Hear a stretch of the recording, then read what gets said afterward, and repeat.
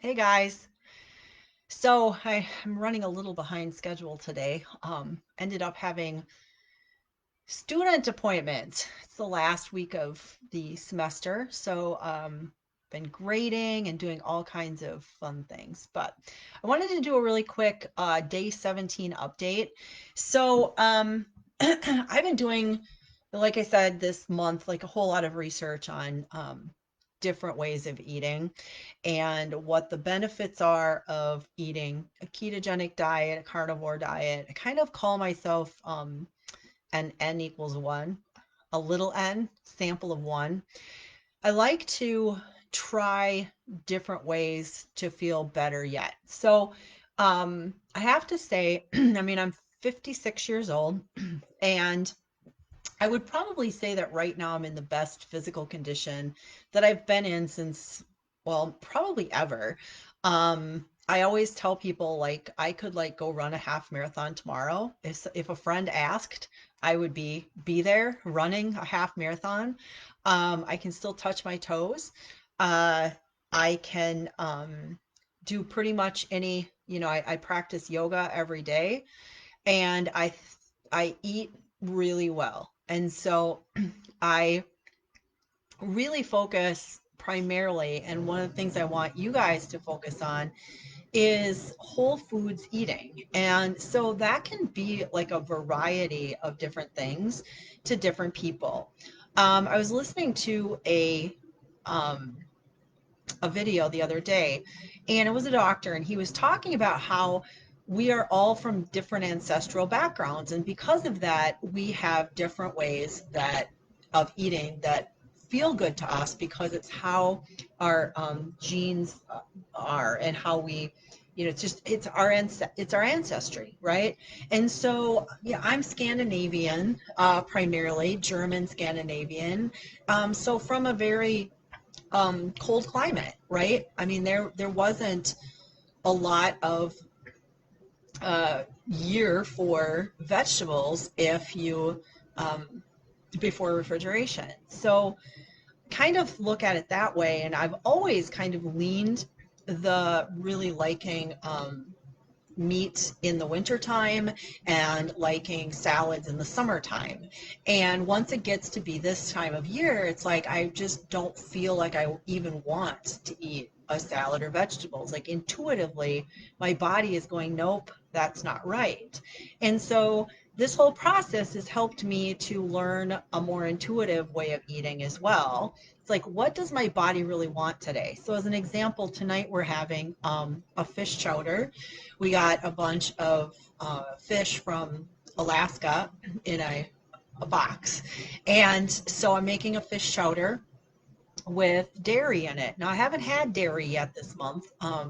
I guess I've had cheese a couple of times, but very little. So this will kind of be an experiment tonight to see where I'm at on the dairy. Uh, you know, is dairy okay? Is it working? Can I have it and not have stomach issues? Because one of the things that I've really, really clearly noticed since the 1st of December is how great my stomach feels. And I think I've mentioned that a couple of times, and that's because my stomach has always been an issue. My stomach has been an issue, and my head has been an issue. Headaches and stomach aches have been um, my two big problems. And so the keto diet, when I got switched there, all of my like muscle aches and pains went away. Like literally went away. I could run a half marathon on a Saturday and go out and probably run another one the next day. I actually did that a couple of times.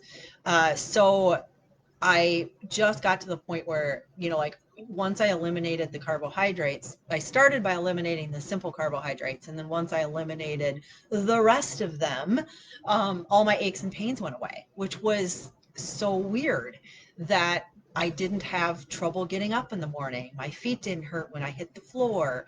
I didn't have knee pain. My shins didn't hurt after I ran.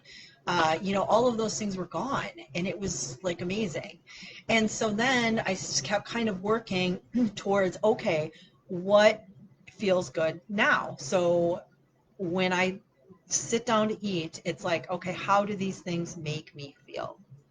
So I was reading another thing that was really interesting, and it was talking about whether you are an eliminator or a moderator. And it's, do you want to eliminate things? Is it easier for you if you eliminate things or if you moderate them? And honestly, for me, and I've talked about this over and over and over again, for me, eliminating is so much easier. If I don't eat any sugar at all, I'm fine. If you tell me I can eat sugar in moderation, I will eat all things with sugar. That's moderation, right? So I don't moderate well. When I quit drinking wine, that's why I did that. I quit drinking because moderating was not working for me. I couldn't moderate myself. I couldn't have one glass or two glasses. I either had the bottle or I didn't have any. And so for me, it was better to just not have any. And so now I kind of feel like it's the same way with gluten and grains and sugar. So I went through a little period where at the way beginning of the pandemic, and we were home a lot, and it was just Steve and I, and getting groceries was like a nightmare, where I ate some things that I shouldn't have eaten. And I felt it like immediately, like within hours, I could feel it. Sometimes within minutes, I could feel how different my body felt. So today's been kind of a challenge from a watching news standpoint. Like I started to cry earlier this afternoon. I was watching some conversation around the COVID vaccine, and I don't talk a lot about this because everybody has their own personal opinions and feelings, but we've talked not at all about being healthy. We've talked about ways to avoid contact with people and covering our faces and staying away from people and all of those things. We've talked about all of those things, which are kind of, public health things that they do. But we've made virtually no knowledge available of how to improve your immune system, how to get healthy, how movement and food affect your physical and mental well-being, about mindfulness techniques that can help you, especially uh, when you have to be isolated, and all of those kind of things. We've just kind of missed the boat on that, and so it just struck me, and I was watching this public health statement, and I got really sad, and I just started to cry because it's like I want everybody to be healthy. I want everybody to feel good, and I want everybody to live their best life. And when I watch people not knowing, not having, the that knowledge made available to them, it just made me sad. So anyway, I have another tutoring appointment here very shortly, but I just wanted to hop on for a minute and just say how good I'm feeling and how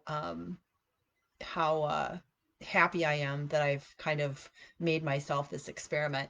The other thing that I was talking about this morning in my post was I put together my weekly schedule, which is an ideal week. And for 2021, one of my goals is to be done with all work related things by 5 p.m. so that I can do the other things that I want to do. And so I put together a schedule where all work related things are finished by 5 p.m. So then I did this master to-do list. It's in the back of my planner, and I put a little flag on it.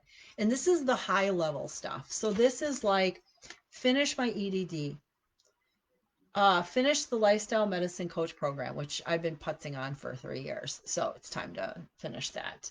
Um, put stuff out on my YouTube channel, build my YouTube channel. One of my personal goals is to run or walk. I have a slash there, 2021 miles in 2021. And so just some very high level things. And now I can take those and I can chunk them down so I can then break them into monthly goals, which I can then break into weekly goals and then daily goals. in my block format that I do in my planner, which is really how I lay out this weekly schedule and ideal week. If you want a copy of the weekly schedule ideal week, it's in my